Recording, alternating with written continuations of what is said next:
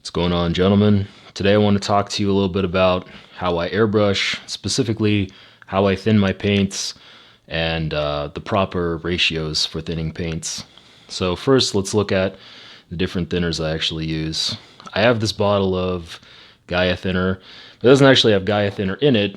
It's got this Rust-Oleum lacquer thinner. And the reason for that is importing a bottle of this is like 14, 15 bucks, and this is $6. So I just put it in here, but I really like the bottle. If you ever see me using this, just so you know, this is the Rust-Oleum automotive thinner. And this is great stuff. It works exactly like Mr. Color, works exactly like Gaia, but it's cheap, so go with this for sure. Secondly, I have a bottle of the cheap Clean Strip. And the reason I don't use this for everything is that it's a little bit too strong sometimes, so it can eat through base coats if you have to do heavy spraying. And it's also just, it stinks like hell. The Rust-Oleum stuff, you can spray it in a closed room for 10-15 minutes and you won't die. This stuff, really, really bad for you. Speaking of which, anytime you're spraying lacquers, make sure to use your filter mask. And something I don't hear people say a lot, but is really important, is keep the damn thing in a plastic bag that's airtight. If you leave this sitting out on the counter, the filters are going to get used up in like a day or two. I see people doing this all the time, and it bothers the absolute hell out of me because you may as well not even be wearing a mask. So please, please keep it in an airtight container when you're not using it. And switch the filters out every 45 days, 30, 45 days. If you're spraying a lot, probably even more than that.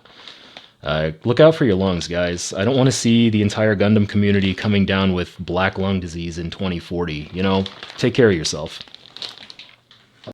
The brush I use for 99% of all of my spraying is the Badger Patriot 105. I love this thing. It is really amazing. It's got a 0.5 millimeter needle nozzle, big paint cup, and it is dual action, standard airbrush. Works wonderfully. Replacement parts really easy to come by. Uses the standard Badger fitting to a 3/4 inch air hose. So everything about this airbrush is just run-of-the-mill standard, and it works really, really, really well. So I highly recommend getting yourself one of these. The only thing that this thing is not so great for is if you're doing miniatures. It's a little too big for that. So that would be the only thing that I switch out for, is doing like tiny little zenithal highlights on a miniature. To get a proper thinning consistency, you're going to have to refer to individual types of paint. For example, Gaia paints, specifically their surfacers and their Nazca stuff, is very, very thick and goopy. And the reason for that is it's super concentrated. You get a great value out of something like this. You can thin this bottle of 50 milliliters down to 500 or 600 milliliters of paint with when you thin it. Conversely, Tamiya is already pretty thin. I wouldn't say you can spray it right out of the jar, but about 50% is as much as you can get. So this 10 milliliter jar, you could get maybe 20, 25 milliliters of paint out of. Mr. Color is pretty much the same. You could get maybe 2 to 3 times the volume out of this. I wouldn't recommend going much more than that on the lighter colors anyway, because they lose color fastness. They go transparent very quickly. I'll start off, I'm going to pour some of the paint into the brush. You can see it's pretty thick. Like, that's not going anywhere. So I'll grab some thinner now. I use a plastic pipette.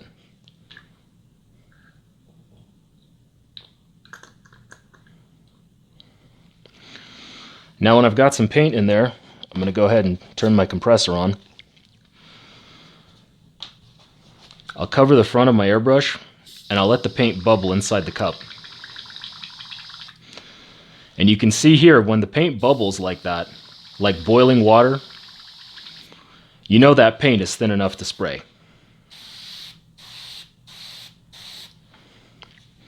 Another great way to test for consistency is get a piece of spare plastic and spray a little dot of paint and see if the paint will break on the surface. When I spray, you can see the paint doesn't just stick where I'm putting it, it moves a little bit. If your paint's doing this, it's thin enough. If the paint were just going down and sticking to the plastic, that paint would be too thick, and you'd get a really ugly frosted appearance on your paint job. So make sure the paint has to move just a little bit, not too much, because then it's going to flood the surface, But this is about perfect. It's going to take you a little bit of practice and messing around with the ratio to figure this out. You can see actually this is a little bit too dry. I could add more to this.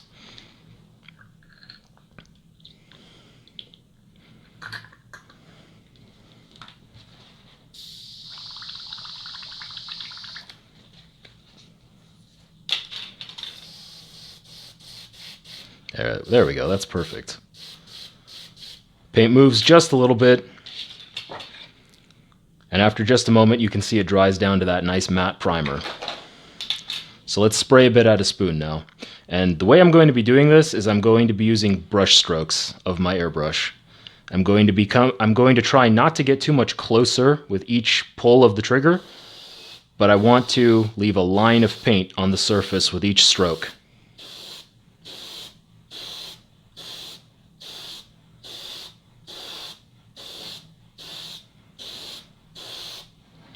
And there we have smooth, even coverage. Absolutely beautiful. By the way, for reference, I'm using 20 psi on my compressor for this. And that's what I use for just about everything. So that's the way to go. Clean out my airbrush. I'll use some of my really hot thinner. And I just fill the cup with thinner. I bubble it up once again.